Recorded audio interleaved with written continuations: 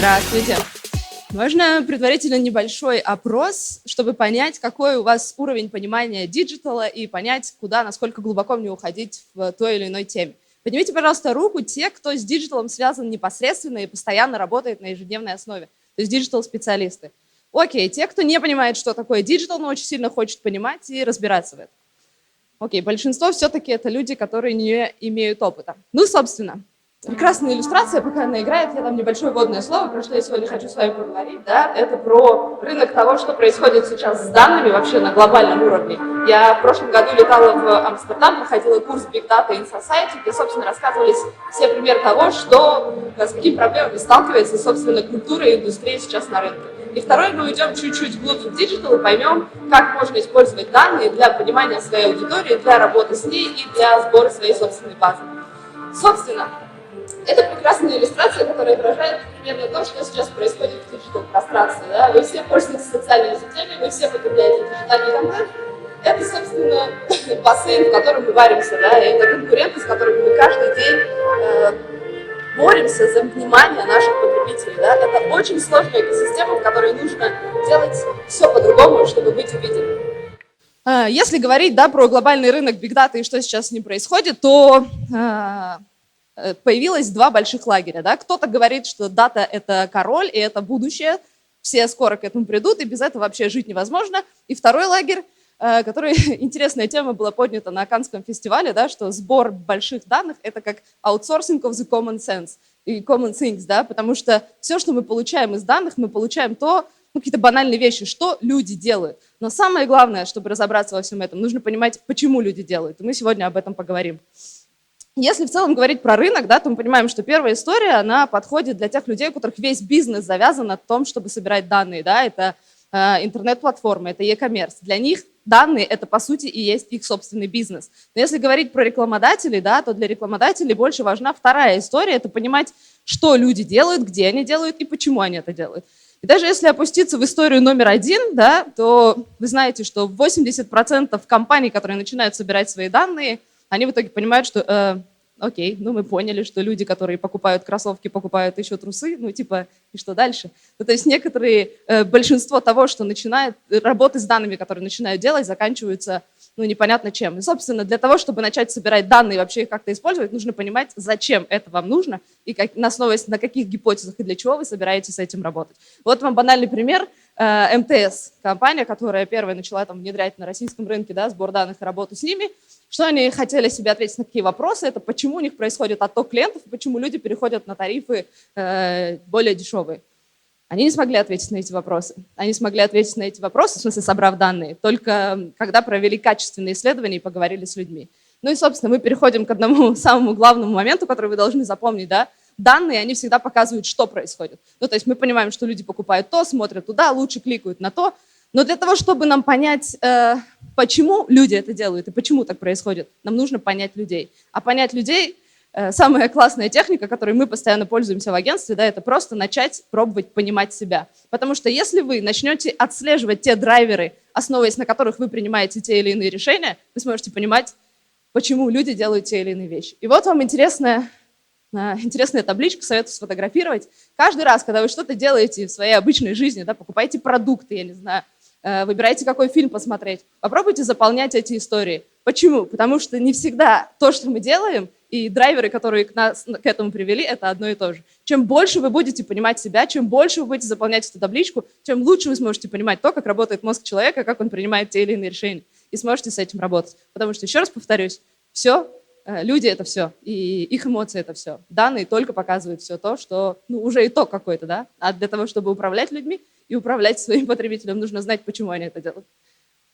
И, собственно, есть два пути, да, по тому, как работать с данными. Первое – это построить какую-то гипотезу, да, что, скорее всего, учитывая, да, вот вы заполнили эту табличку, поняли, как на вас работают те или иные драйверы, и понимаете, есть гипотеза, да, что люди в той или иной ситуации ведут себя таким образом. Для того, чтобы эту гипотезу проверить, вы начинаете собирать какие-то данные, основываясь на том, что вы хотите понять. И вторая важная история, да, это то, про что мы сегодня будем больше говорить, это сбор данных и потом построение каких-то гипотез, основываясь на этих данных. И здесь очень важный момент. Данные – это на самом деле все в интернете, да, потому что чем больше вы знаете про людей, чем больше вы знаете про своего потребителя, тем точечнее вы можете с ними работать, и тем точнее вы можете отслеживать то, как ваш бизнес работает на те или иные сегменты в зависимости от тех или иных креативов. И здесь правило номер один, и то, что нужно запомнить навсегда, когда вы запускаете любой бизнес, который, я не знаю, какой-нибудь сайт со СМИ, какая-нибудь партнерка в e-commerce, да, если вы там бренд L'Oréal, который продается на каком-нибудь крупном интернет-магазине, интернет-портале, собирать все свои данные. Собирать все свои данные, о чем я говорю, ну, всем, да, примерно понятно, что такое Google и рекламные кабинеты, да, нет? Собственно, если вы рекламодатель, вы работаете с рекламными агентствами, запомните это навсегда. Нужно каким-то образом подписывать документы так, чтобы рекламные кабинеты и все данные, которые собираются в них, принадлежали вам.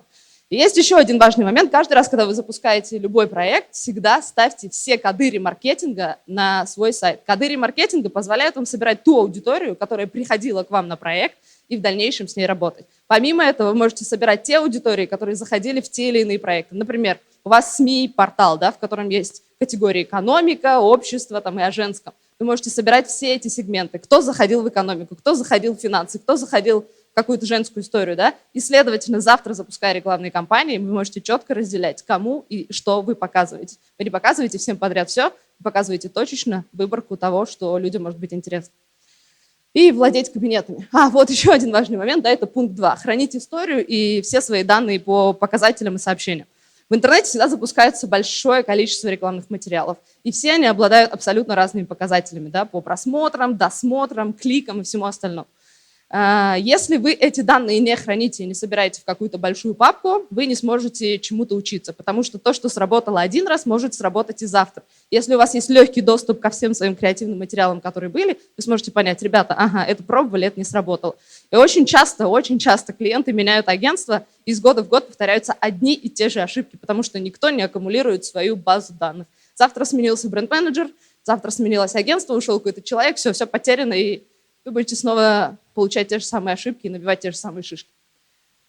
Ну и коротко сегодня, да, про что мы поговорим, это данные для понимания аудитории, как понимать, с кем мы работаем, персонализация, да, как можно точечнее работать со своей аудиторией и воздействовать на нее, следовательно, данные для тестирования и анализа эффективности, данные для последующей точечной работы и проверка там блогеров и все остальное.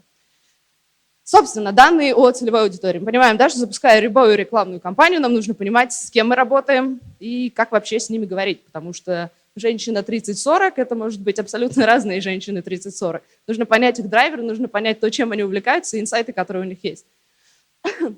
Собственно, как можно понимать свою аудиторию? Инструмент номер 1. Наверняка знают рекламщики, но, может быть, не знают все остальные. Google Trends и WordStat.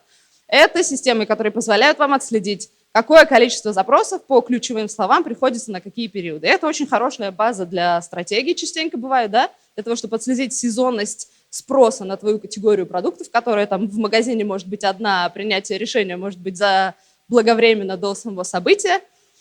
Очень хороший инструмент, который позволяет определить сезонность и определить тенденции, которые сейчас есть на рынке. Потому что помимо того, чтобы смотреть, да, какой спрос есть там по какой-то категории, вы можете еще смотреть, какое настроение есть аудитории.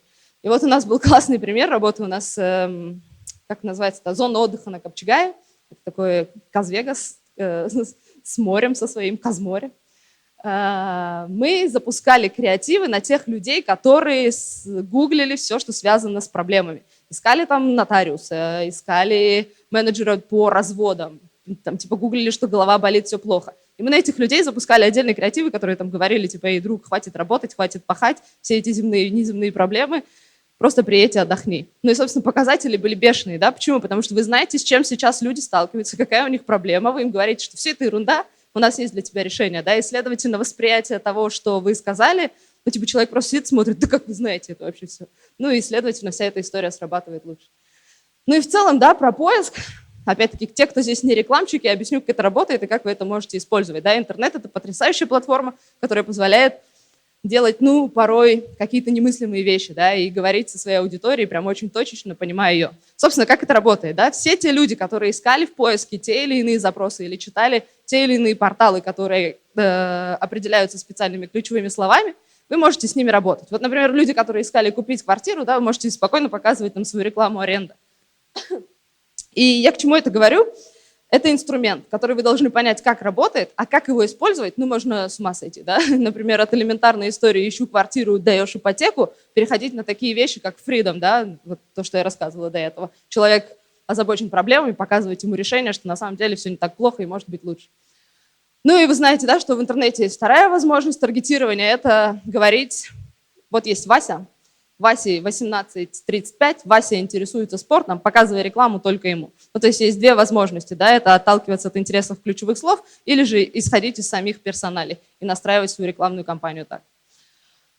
Следующий инструмент – это social listening. Ну, я вам пример привожу YouScan. Это потрясающий инструмент, который позволяет отслеживать все то, что говорят в интернете про ваш бренд. И это является очень хорошей подоплекой для любой стратегии уровня гораздо более высокого, да, нежели digital. Почему? К вам приходит клиент и говорит, мы такие классные, все у нас лучше всего, но что-то почему-то ничего не работает. Вы такие, начинаете копать, снимаете данные по тому, что происходит вообще с клиентом, да?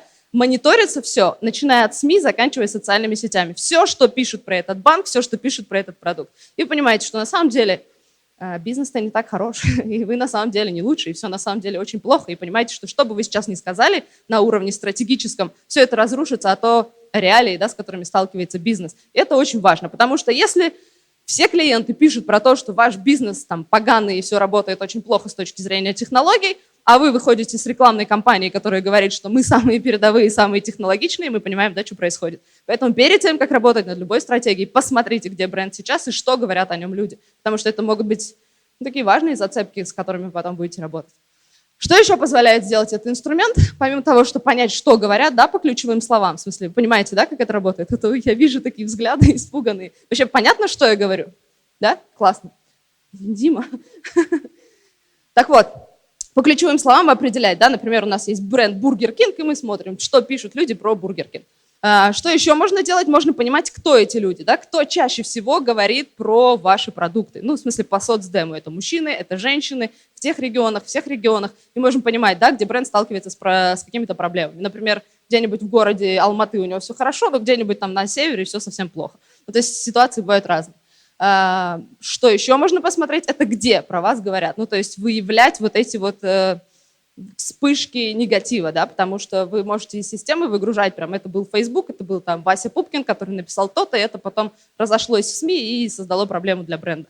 И еще одна интересная штука для рекламщиков – это понимать свой share of voice. Не знаю, медийщики знают, да, это показатель того, насколько ты присутствуешь в эфире больше, чем все остальные. Ну и, собственно, используя этот инструмент, вы можете понять, насколько больше про вас говорят, чем про всех остальных, и, следовательно, ну, понять, насколько вы впереди планеты все или нет. Next. Социальные сети. Социальные сети – это вообще кладезь информации. Когда вы садитесь за любую стратегию, и у вас нету никаких исследований, открываете социальные сети, люди все вам сами показывают. Люди показывают вам все хайпы, которые есть, да, это, например, тестов, когда вы проходите, он анализирует вашу страницу и предсказывает вам будущее. Люди пишут какие-то там цитаты, люди пишут про свои убеждения, потому что социальные сети – это как раз-таки то, где люди показывают свою душу. А вам, чтобы писать грамотные стратегии и понимать реальные инсайты, нужно смотреть людям в душу. Просто заходите в социальные сети, вбивайте данные там по соцдему и смотрите, что люди говорят, чем они интересуются. Это всегда отличная база для того, чтобы разрабатывать дальнейшие вещи. Ну и есть еще одна история. Вам известно приложение TikTok, которое сейчас набирает обороты? Это бомба. Я до сих пор не понимаю феномен этой социальной сети. Но очень советую зайти в tiktok.com, там есть прям трендингс, и вы посмотрите, что сейчас люди делают и какой контент создают непосредственно в вашей стране. Чем уникальна эта социальная сеть? Здесь можно воспроизвести видео. Кто не знает, у площадки потрясающий движок, который помогает работать с видеоконтентом. Люди там делают просто какие-то невероятные вещи. Причем делают это какие-то маленькие дети, типа 11 лет, 10 лет, которые вы даже не думаете о том, что у них есть вообще телефон, они создают просто потрясающие вещи. Очень советую посмотреть это, изучить, потому что, как сидят у нас рекламщики часто в кабинетах, ну, там у нас все тупые, у нас никто там ничего, когда зайдете сюда, вы просто офигеете от того, какое у вас потрясающее общество и какая у вас потрясающая молодежь. Что они могут, как они могут, ты просто дай им инструмент. Это очень хорошая платформа, советую изучить перед тем, как делать какие-то неправильные выводы про то, где вы живете и как все плохо. Еще одна важная история – это инструмент WebVisor. WebVisor Яндекс.Метрики. Если кто-то не знал, это штука, которая позволяет смотреть, как пользователь взаимодействует с контентом сайта. куда он кликает, куда он смотрит, куда он лазит и что там не так. Почему важно всегда смотреть на показатели по итогам уже даже первых 3 дней рекламной кампании? Да? Вы запустили классный проект, сели с ребятами, придумали, думаете, блин, как это будет круто, как это будет интересно. Открываете веб-визор и понимаете, что люди просто не догнали, куда им нужно кликать и что делать. Это у вас в голове проект был хороший, а на самом деле люди нифига не могут в этом разобраться. И люди не могут в этом разобраться, если вы вовремя этого не поймете, у вас вся компания просто пойдет ко дну. И здесь вот у нас был интересный пример, мы продвигали для КБТУ курсы по бурению скважин, что там с нефтянкой связано, и решили сделать, вот у всех все банально, лендинг, там слова, давайте сделаем игру. Ну и там, собственно, была история, мы поехали, там отсняли все это прямо на месте, где это добывается, и сделали из этого какую-то интересную штуку, что задача тебе нажать на кнопку, типа начнется бурение, у тебя вылезет там лид-форма, и тебе нужно будет ее заполнить, и папам, добро пожаловать на курс. Посмотрели люди, вот эта кнопка, которая посередине оранжевая, она мигала вот так вот просто на весь экран, и люди, оказывается, не допирали, что нужно на нее нажать. То есть рекламная кампания могла просто пойти ко дну, если бы вовремя не посмотрели на данные. И здесь правило номер 3 – это вот это ваш идеальный UX-тестировщик. Почему? Потому что это те самые люди, которые нифига не понимают, как это устроено, и если они могут нативно разобраться с тем, что происходит, то уже все остальные разберутся. Естественно, это не основное правило, нужно дать это, конечно, и тем, кто разбирается в технологичных продуктах, но это те люди, которые сразу скажут вам, что не работает. И есть компания в Голландии, Coolblue называется, они вообще все свои проекты тестируют только через бабушек и дедушек, просто ставят камеру и говорят, ну давайте, попробуйте, купите себе пылесос, и уже потом допиливают все свои продукты. Ну, то есть это прям рабочая механика. Работа со своей CRM-базой очень быстро, да, мне сказали, тут 10 минут осталось. Есть классная компания, Double Data называется, которые позволяют обрабатывать ваши собственные данные. Очень много брендов, которые собирают свои CRM-ки, да, это номер телефона, имя и прочая история. Но никто не понимает, кто в эту базу входит и что с ней дальше делать. Double Data, они что делают? Они с помощью открытых данных, ну то есть номера телефонов, имейлы, которые собраны в вашей базе, помогают вам построить портрет того, кто является вашей аудиторией. Начиная от того, кто в ней есть вообще, да, кто эти люди, возраст, пол, заканчивая тем, какие у них есть интересы. Ну и дальше вы понимаете, да, как с этим можно работать. Поняв то, кто у вас в базе, это ваши самые лояльные, да, потребители, которые номер вам дали, чтобы вы их дальше задалбливали, можно понимать, что с ними делать и какие проекты для них делать. И вот, например, у одного бренда, Фес, кажется, это был, или кто? Нет, первый пивзавод, который нашествие организовывает, они поняли, что бренд, который они выставляют для ивентов, совершенно не тот бренд, который на самом деле потребляют люди, которые ходят на такого рода мероприятия. Они там перепилили спонсорство, ну и типа все стало совсем по-другому. И еще, да, один важный момент – это анализируя свою базу, вы можете выявить, кто из крутых блогеров и лидеров мнений является вашим клиентом. Написать ему персонально, дать какую-то плюшку, он про вас напишет, ну и у вас хорошие отношения. Теперь самая большая и важная часть, на самом деле, презентации – это персонализация. Все вы знаете, как работает интернет и что это за медиа, да? Есть потрясающий сайт, дальше у вас будет большой слайд со всеми этими ссылками. Millward Brown – это британская компания, которая анализирует то, как люди воспринимают те или иные источники медиа и как это вообще все работает на рынке. Собственно, интернет – это то медиа, это новое медиа, которое люди привыкли, что они могут им управлять. Ну, то есть, когда у нас запускается реклама в ТВ, мы понимаем, что мы ничего с этим поделать не можем, это происходит всегда. Ну, мы либо уходим пописать, либо смотрим, потому что это должное. Интернет – это другая среда. Мы туда приходим для того, чтобы самим управлять своим контентом. И, следовательно, отношение к этому медиа у нас совсем другое. Если нас начинают задалбливать рекламой, мы реагируем на это, немного не так. И что делают клиенты? Люди знают, да, клиенты знают, что наша аудитория в интернете, давайте пойдем в интернет, и идут в интернет с ТВшными роликами и со всем тем, что они идут, там, билборд адаптируют. Но мы понимаем, да, что это может бренду в итоге в оконцове только навредить, потому что диджитал – это контролируемые медиа. И если ты выходишь туда без контролируемой рекламы или без адаптированной рекламы, то есть шанс того, что это все сработает не так, как надо. И еще один важный момент. Диджитал – интересная среда. Вы никогда не знаете, что в ней работает на самом деле. Потому что строить гипотезы и умничать в кабинетах можно об одном, а в итоге, запуская компанию, вы понимаете, что все работает совсем по-другому. Запускайте всегда несколько креативов. Несколько от слова там не менее 5, потому что то, что вам кажется, не сработает никогда в жизни, что это вообще за бред, в итоге принесет вам наибольшие конверсии, наилучшие показатели. И вот у нас был потрясающий пример, мы продвигали лотерею, есть национальная лотерея в Казахстане, и там делали кучу визуалов про «выиграй миллиард», «выиграй миллион», «выиграй то», ну типа деньги главный мотиватор, нифига. Основной трафик и основные лиды принесла вот эта история. Про какую-то бабушку, какая-то непонятная шутка вообще, о чем это. И это был самый работающий креатив. Ну и в интернете вы знаете, да, что мы знаем про пользователей на самом деле очень много. Это кто мы, кто они, вернее, чем они интересуются, сколько лет, где отдыхают, где питаются, кто лучшие друзья, что слушают. И все это мы с вами можем использовать. Можем использовать для того, чтобы работать с аудиторными сегментами на их непосредственно территории, говоря с ними про их какие-то интересы. Ну и вот Шер знает этот прекрасный слайд. Это мы можем быть, да, в реальной жизни какими-то суперклассными там, девушками, которым не подъехать не, там, на золотом коне, но только Google знает, да, что мы приходим домой каждый день и плачем, и гуглим, господи, как наконец-то выйти замуж. Или там мы какой-нибудь суперсерьезный босс, который, да, все боятся к нему подойти и вообще не знают, что с ним делать. А это на самом деле тонкая и душевная натура человек, который приходит домой и поет там песенки Адель в караоке. И с этим надо работать. Вот несколько примеров сейчас покажу из нашего опыта, да, работа с трайбами. У нас есть бренд Гарниера, они перезапускали продукцию Fructis. Мы понимали, что если мы просто так пойдем и будем показывать какой-то ролик, который крутится на ТВ, это будет неправильно. И нужно как-то работать с сегментами, чтобы зацепить их внимание. Зацепить их внимание мы решили тем, что мы будем говорить с ними о том, чем они, собственно, интересуются. Да? Те люди, которые интересуются спортом, мы говорили, эй, следишь за своим телом, следи за своими волосами. Но мы понимаем, да, что происходит. Они знают, что я про это, и у них есть какое-то решение для меня. Но здесь есть одна очень показатель потрясающий. Fructis там стал одним из топовых брендов вообще в Казахстане по итогу этой кампании. Ну, конечно, не только это дало вклад, имейте в виду, но чтобы вы понимали, что это была работающая история. Чему мы научились здесь и чему должны научиться все вы, сколько бы я ни говорила про персонализацию и про адаптацию своего контента под аудиторией, знайте, аудитории пересекаются. Я девочка, которая увлекается спортом, увлекается модой, увлекается еще чем-то, частота итоговая на меня 15 раз. Поэтому всегда осознанно подходите ко всей этой истории. Там, где можно разделять аудитории, это единственный инструмент, который называется double-click, гугловский. Все остальное аудитории будут пересекаться. И поэтому, если вы идете на какие-то трайбы, которые достаточно широкие, всегда ограничивайте частоту, потому что итоговая частота по компании может быть на одну девочку, которая спортивная, модная и питается полезно, но просто дикая. И это вот хороший лернинг и хорошая ошибка. Есть еще такой сейчас потрясающий инструмент в интернете, который называется супергео, когда вы можете показывать рекламу в конкретном районе, там, окруженном 1 километром.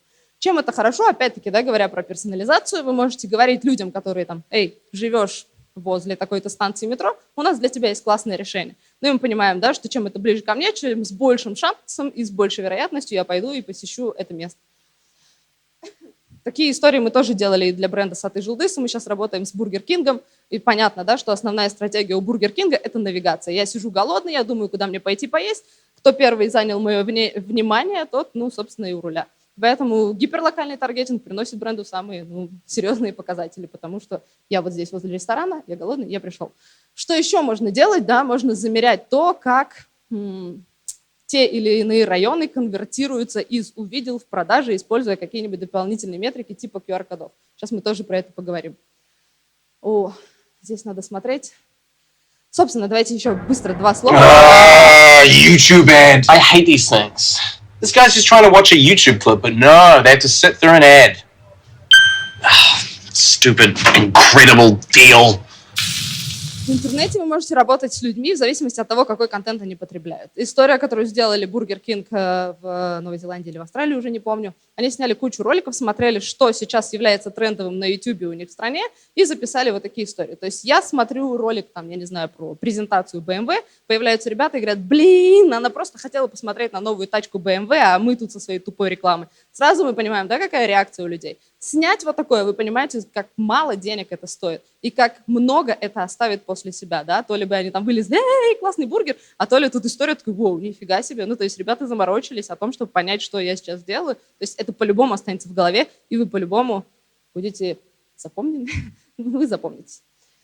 Здесь можно не воспроизводить, не надо. Такой же примерно кейс сделали Nescafé, они записали несколько роликов с итальянцами, с самыми популярными женскими именами, и у тебя в ленте вылазило, эй, Настя, доброе утро, у меня для тебя есть классный кофе, ну и бабы, естественно, такие, что, откуда вы знаете, что происходит? То есть можно таргетировать и с такими историями, да, всегда понимаете, в контексте чего появляется ваша реклама. И чем ближе вы к контексту потребления, тем с большим шансом вас запомнят. Я сейчас говорю именно про интернет. Это потому что особая медиа.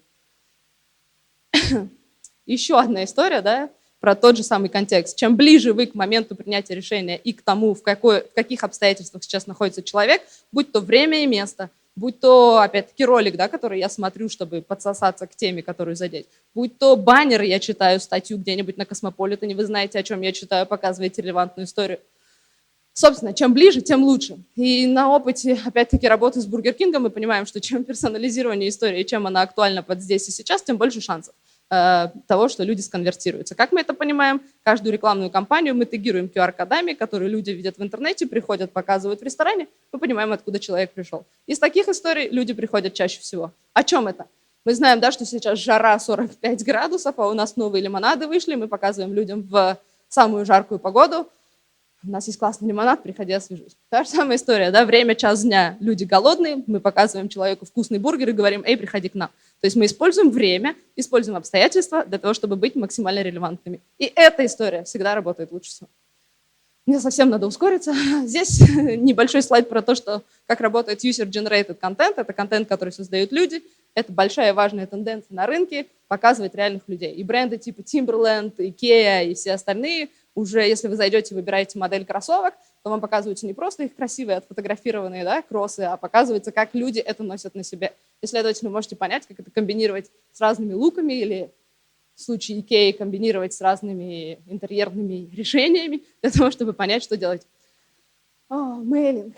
Ладно, здесь можете просто сделать скриншот. Это история про то, как работать с аудиторными сегментами, если вы отправляете email рассылки или какие-то такие истории. Просто мне говорят, нужно ускориться. Не успели? Тестирование и эффективность. Интернет – супер прозрачная история, где вы сразу видите все то, что работает, а что нет. Вот вам пример прям реальных данных того, что у нас там было с клиентом тоже лотерея. Вы видите все от того, сколько люди кликают на эту историю, до того, как это все конвертится в какие-то вещи, там, типа покупки или время на сайте, насколько это заинтересовывает. Запускайте несколько креативов, еще раз, потому что по итогу может сработать совершенно не то, что вы планировали будет работать.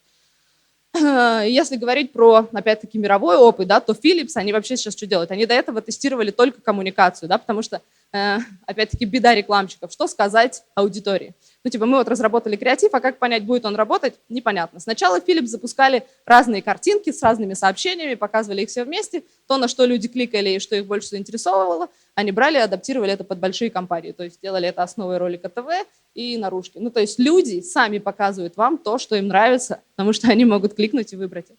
Сейчас что делает Philips? Они уже начинают тестировать продуктовые названия и продукты. Выпускают несколько креативов, несколько продуктов, несколько их названий, смотрят, на что люди реагируют, понимают, ага, вот это то, что нужно обществу, и запускают это в производство, запускают это в разработку. Пост-вью и VTR. Вы знаете, что в интернете есть понятие, мы можем смотреть, как наши креативы, все, что мы отсняли, смотрят. Мы можем смотреть, как, до какой точки люди досматривают любой ролик, который мы придумали, будет супер гениально. И вот вам интересная статистика, да, вот если посмотреть на Facebook, Instagram, да, это досмотр.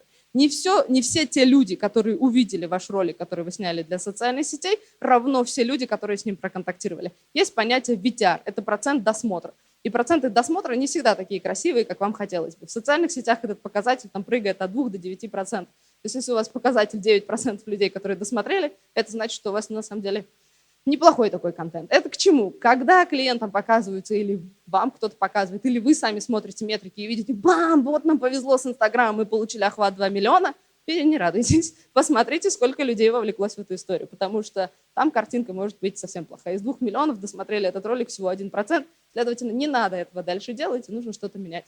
И вот у нас был тоже такой опыт, когда у нас была разработана стратегия, мы думали, ой, как все классно работает, а в итоге копнули чуть-чуть глубже, а оказывается, этого никто даже не смотрел и не досматривал.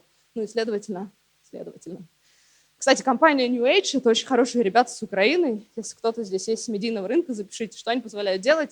Вы знаете, что видеореклама в интернете, да, она работает немного на другие цели, она работает на охват. Ну, то есть очень мало кто кликает и переходит сразу, да, и вовлекается в продукт. Что помогают делать эти ребята? Они помогают тегировать всю видеорекламу и смотреть. У вас там открутилась видеореклама на большие охваты, и сколько людей это потом прямого чистого трафика принесло. Ну, то есть видели, перешли, но через перспективу времени. Есть еще важный инструмент, опять-таки, сделайте скриншот, посмотрите сами, Weborama и Campaign Manager.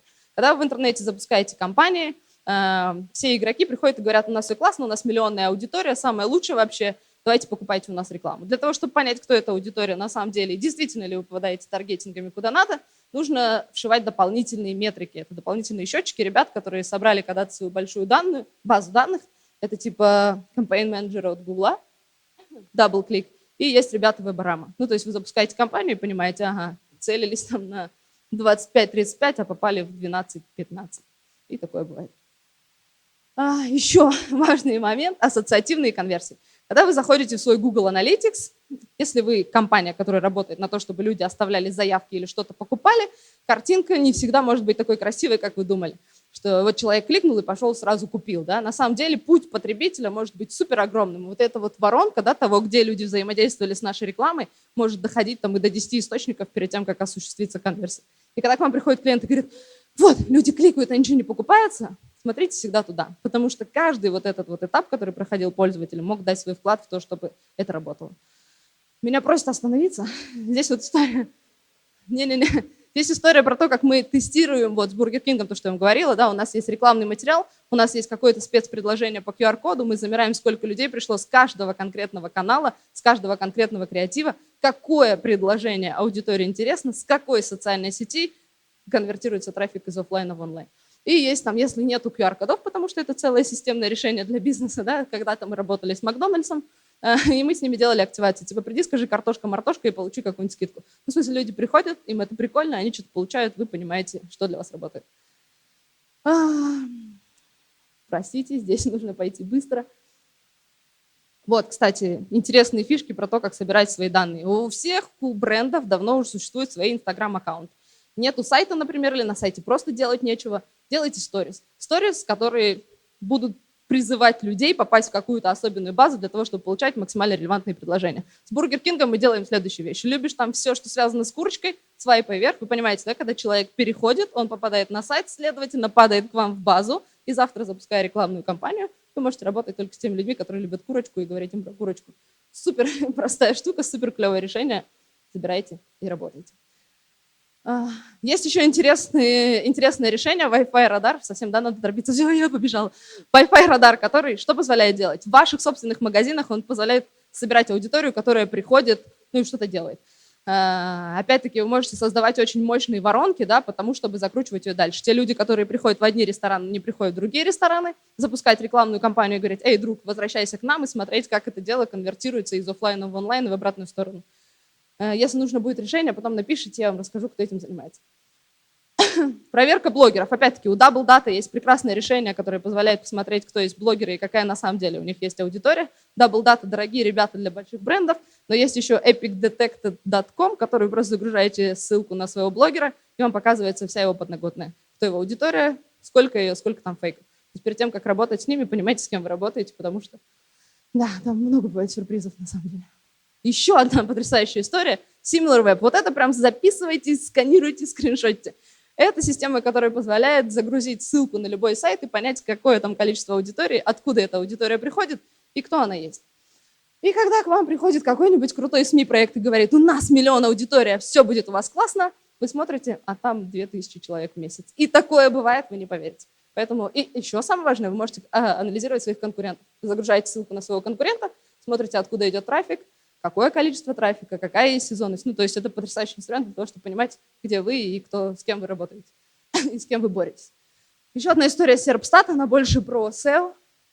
Она показывает то, как вы находитесь в поисковой выдаче и с кем вы там боретесь и по каким словам. Это там тоже куча бесплатных решений. У SimilarWeb тоже, кстати, это бесплатные решения. Можете понимать. Все, здесь уже совсем надо быстро. И самое главное, все, 2 минуты, правда, я ухожу. Все приходят к нам и говорят: мы хотим рекламу в социальных сетях, мы хотим, чтобы все было классно, все было прекрасно, но никто не думает про то, что это только канальные стратегии. Канальные стратегии, вы понимаете, да, это что мы скажем в этом конкретном инструменте. Но над этими канальными стратегиями невозможно сделать стратегию и развить бизнес, исходя из инстаграмчика. Над этим, над всем стоят бизнес-цели, маркетинговые цели и коммуникационные цели. Перед тем, как запускать любой проект, поймите, что вы делаете и какую задачу будет решать этот канал. Потому что без верхней истории нижняя история не сработает. Вам приходят и говорят, мы хотим продажи.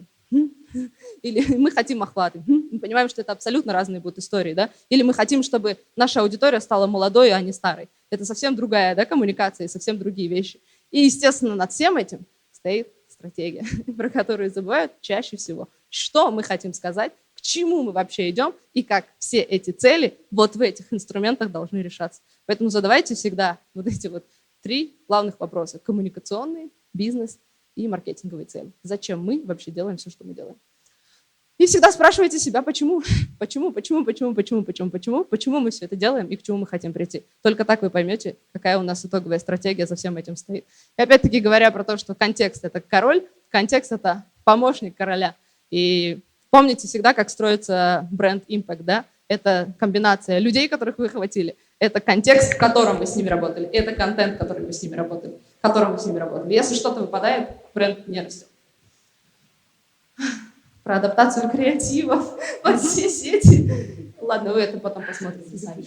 Ну и вишенка на всем этом торте для тех, я уверена, здесь много студентов, которые запускают какие-то свои стартапы и свой бизнес. Потрясающее решение Canva, которое позволяет дизайнить посты для Инстаграма и делать их там просто персиком до посадочных страниц. Все бесплатно. И вот это... А презентации будут куда-то выкладываться? Нет? Рассылаться будут? Будут. Хорошо. Вам это придет? Это просто... Это даже не вишенка, это целый арбуз. Вся та информация, с которой работаю я, с которой работают крупные ребята со всего мира, это архивы, это кейсы, это аналитика, это все то, что вам нужно знать для того, чтобы стать крутыми специалистами. Спасибо.